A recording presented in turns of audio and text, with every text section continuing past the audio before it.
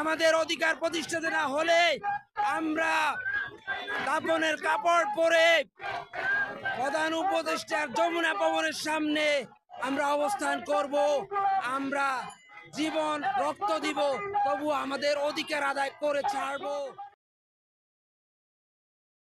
Mayor সাধারণ শিক্ষার্থী ঐক্য পরিষদের পক্ষ থেকে আজকে যে শাহবাগের মোড়ে সকল সারা বাংলাদেশ থেকে যে ছাত্র উপস্থিতি হয়েছে, এই ছাত্র উপস্থিতির প্রধান উদ্দেশ্য হচ্ছে বাংলাদেশের ৬৮,০০০ গ্রামের তৃণমূল পর্যায়ে জনগণের স্বাস্থ্য সেবা সুনিশ্চিত করাই তাদের লক্ষ্য। তাদের আর কোনো লক্ষ্য নেই। তারা ডিপ্লোমা চিকিৎসক, প্রায় ৫০ বছর থেকে তারা বাংলাদেশের তৃণমূল পর্যায়ে স্বাস্থ্য সেবা দিয়ে যাচ্ছে। তাদেরকে Bangladesh medical and dental council থেকে ডাক্তারি করার জন্য পারমিশন দেওয়া হয়েছে এবং লিস্টেড যে ড্রাগ আছে সে ড্রাগ দিয়ে চিকিৎসা করবে, নন কমিউনিকেবল ডিজিজ সলভ করবে, কমিউনিকেবল ডিজিজ ম্যানেজমেন্ট করবে।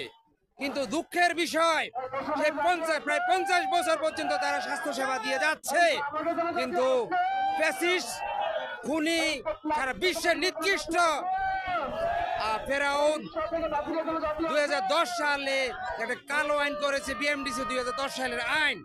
সে আইন দিয়ে তার উদ্দেশ্য হচ্ছে বাংলাদেশের স্বাস্থ্যসেবা ধ্বংস করা, ধ্বংস করে বাংলাদেশের প্রতিবেশী একটা রাষ্ট্র ভারত, সেই ভারতে বাংলার জনগণকে চিকিৎসা সেবার জন্য পাঠানো তার হচ্ছে লক্ষ্য এবং বাংলাদেশের স্বাস্থ্যসেবা ধ্বংস করা তার উদ্দেশ্য। কিন্তু এই ডিপ্লোমা চিকিৎসক জাতি ৫০ বছর থেকেই তারা তৃণমূল জনগণকে চিকিৎসা সেবা দিচ্ছে, কিন্তু ২০১০ সালে আসে তারা বলছে এই ডিপ্লোমা চিকিৎসক না, তারা অপচিকিৎসক, তারা অ্যান্টিবায়োটিক রেসিস্ট্যান্ট করছে, তারা দেশের জনস্বাস্থ্যের জন্য হুমকি স্বরূপ।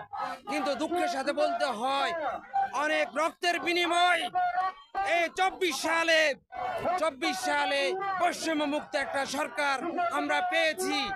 এই সরকারের কাছে আমাদের আশা, এই খুনি ফ্যাসিস্ট পৃথিবীর নিকৃষ্ট হিট লেডি ফেরাউনের পতনের সাথে সাথে তার ২০১০ সালে যে কালো আইন করেছে সেটাও বিলুপ্ত হবে। কিন্তু দুঃখের বিষয়, এখনো পর্যন্ত সেটা বাতিল হয় নাই। এই আমরা সাধারণ শিক্ষার্থীরা আজকে শাহবাগের মোড়ে উপস্থিত হয়েছি। আমাদের ৪টি লক্ষ্য। সেই লক্ষ্য হচ্ছে অনতিবিলম্বে যে শূন্য পদ আছে সেই শূন্য পদে তাদেরকে নিয়োগ করা, আর নতুন পদ সৃজন করা। দ্বিতীয় হচ্ছে যে অসামঞ্জস্যপূর্ণ কোর্সের নাম এবং প্রতিষ্ঠানের নাম সেটা পরিবর্তন করে মেডিকেল ইনস্টিটিউট করা এবং এই কোর্সটাকে ইন্টারন্যাশনাল কোর্স কারিকুলাম লেভেলের কোর্স তালিম করার জন্য আমরা সরকারের কাছে দাবি জানাচ্ছি। তৃতীয় হচ্ছে মেডিকেল এডুকেশন বোর্ড করা। মেডিকেল এডুকেশন, যেহেতু আমরা চিকিৎসা সেবা করছি, এই চিকিৎসা সেবার জন্য স্বতন্ত্র একটা মেডিকেল এডুকেশন বোর্ড চাই। চতুর্থ হচ্ছে উচ্চশিক্ষা, ক্লিনিক্যাল উচ্চশিক্ষা।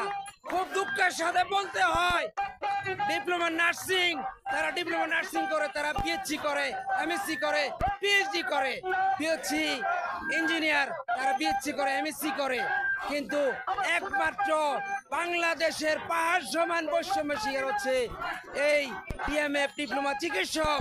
তারা বৈষম্যের শিকার হয়ে তারা উচ্চশিক্ষা থেকে বঞ্চিত।